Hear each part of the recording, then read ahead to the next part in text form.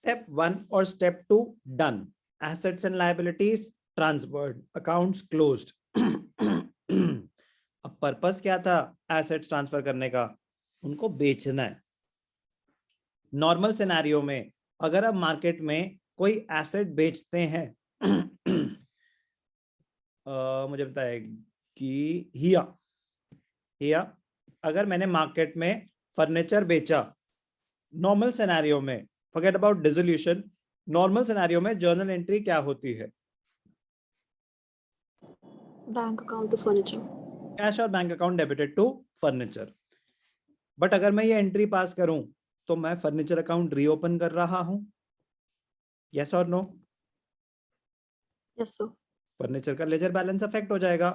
But हम तो सारे अकाउंट्स क्लोज कर चुके हैं, आप सारे एसेट्स क्लोज कर चुके हैं, सारी लायबिलिटीज क्लोज कर चुके हैं। तो जो भी ट्रांजैक्शन अब होगी वो रियलाइजेशन अकाउंट के थ्रू होगी। जो भी ट्रांजैक्शन होगी रियलाइजेशन अकाउंट के थ्रू होगी। आपने कोई एसेट बेचा, आपके पास पैसे आए, अब आपका एसेट अकाउंट्स क्लोज हो चुके हैं, लायबिलिटीज क्लोज हो चुके हैं। अब अगर एसेट बेच के आपके पास कोई पैसा आ रहा है तो वो आपका प्रॉफिट माना जाएगा, रियलाइजेशन के थ्रू रूट होगा। जितने भी पैसे आए, आप एसेट क्लोज कर चुके थे, आप एसेट क्लोज कर चुके थे। अब ये नॉमिनल अकाउंट है, अब उसका रूल यूज होगा, debit all expenses credit all incomes and gains. तो ये आपका प्रॉफिट माना जाएगा। जितने भी पैसे आपके पास आए, जितने भी पैसे आए वो प्रॉफिट माना जाएगा। रियलाइजेशन के थ्रू एंट्री पास होगी। पैसे आए, कैश अकाउंट बना रहे हो तो कैश के थ्रू, बैंक अकाउंट बना रहे हो तो बैंक के थ्रू। एसेट बढ़ गए, रियलाइजेशन क्रेडिट हो गया। अब जब रियलाइजेशन हो गया एसेट्स की, दो चीजें हो सकती हैं, या तो हमने एसेट को मार्केट में बेच दिया या किसी पार्टनर ने टेक ओवर कर दिया।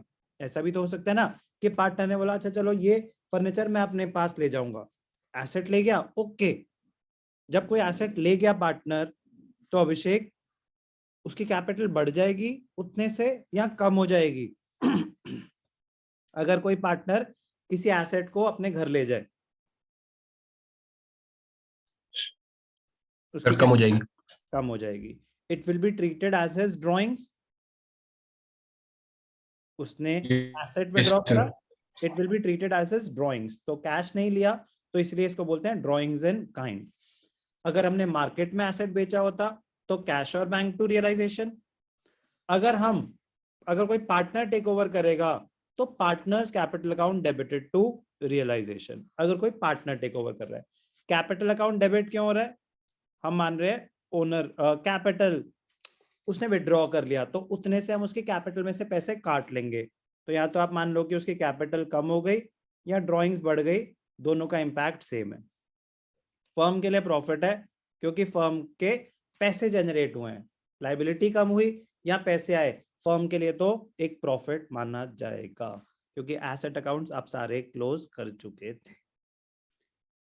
Step 3, realisation of assets. आप एसेट्स को बेच रहे हो, या तो मार्केट में बेचोगे तो पैसा आएगा, कैश और बैंक टू रियलाइजेशन, या कोई पार्टनर टेक ओवर करेगा, partners capital account debited to realisation. Journal entry में कोई भी डाउट?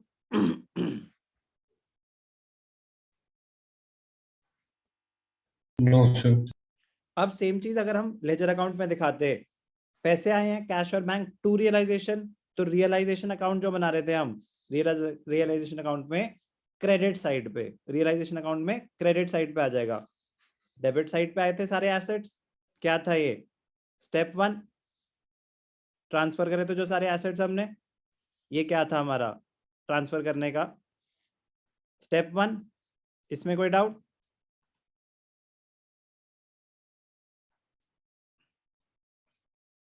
इसमें कोई डाउट? एसेट्स ट्रांसफर हुए थे? No sir. No sir. Step 2 में क्या हुआ था? लाइबिलिटीज ट्रांसफर हुई थी। अब बात हो रही है एसेट्स के रियलाइजेशन की। जो एसेट्स ट्रांसफर हो गए उनके अगेंस्ट अब पैसा आ रहा है, कैश और बैंक टू रियलाइजेशन। तो रियलाइजेशन में क्रेडिट साइड बाय कैश और बैंक।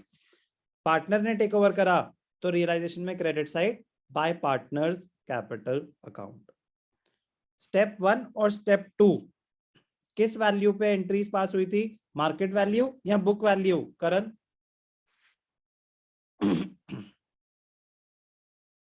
स्टेप 1 और स्टेप 2 किस वैल्यू पे एंट्रीज पास हुई थी करण, मार्केट वैल्यू या बुक वैल्यू? अभिषेक Book value. अभिषेक Sir, book value. Correct, book value पे हुई थी। आपकी वॉइस क्रैक हो रही है। स्टेप 3 की एंट्रीज किस वैल्यू पे पास होंगी, बुक वैल्यू या market value? The answer is market value, actual value, agreed value भी बोल सकते हैं इसे, और एक्चुअल अमाउंट।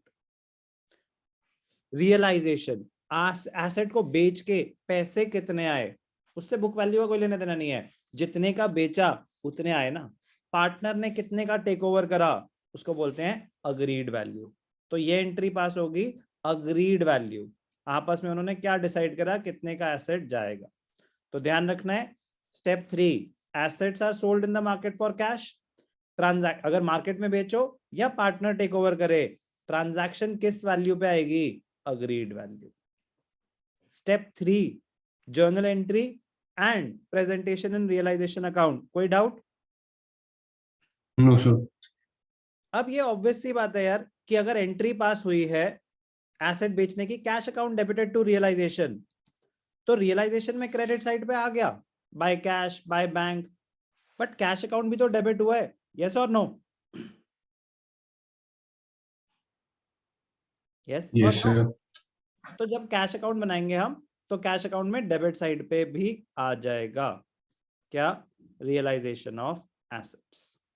जब पार्टनर ने टेक ओवर करा तो एंट्री हुई partners capital account debited to realisation, तो रियलाइजेशन में तो क्रेडिट हो गया, but at the same time partner ने भी तो वो टेक ओवर करा, तो पार्टनर्स कैपिटल अकाउंट डेबिट हो जाएगा। तो पार्टनर्स कैपिटल अकाउंट में डेबिट साइड पे आ जाता है to realisation account. Step 3, realisation of assets.